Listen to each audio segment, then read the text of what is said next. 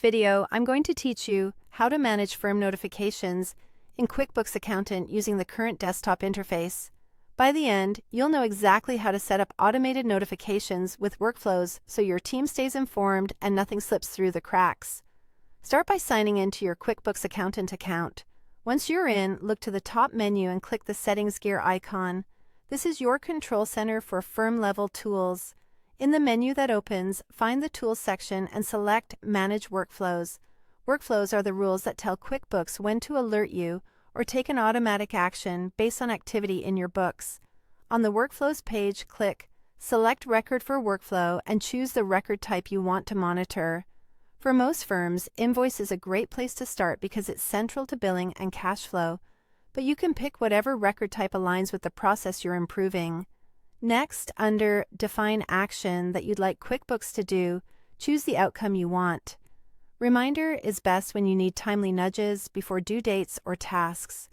Approval helps you add a review step, so items don't move forward without a sign-off. Notification is for quick alerts when something important happens.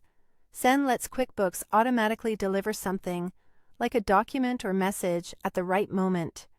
Update adjusts fields or statuses automatically to keep your data consistent. Pick the action that matches your goal, so your workflow stays focused and helpful. Now set the conditions for when the notification should occur.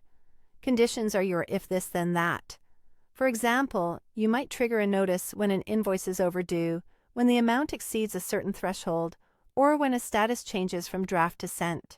You can filter by dates, amounts, statuses, or other fields available for the record you chose.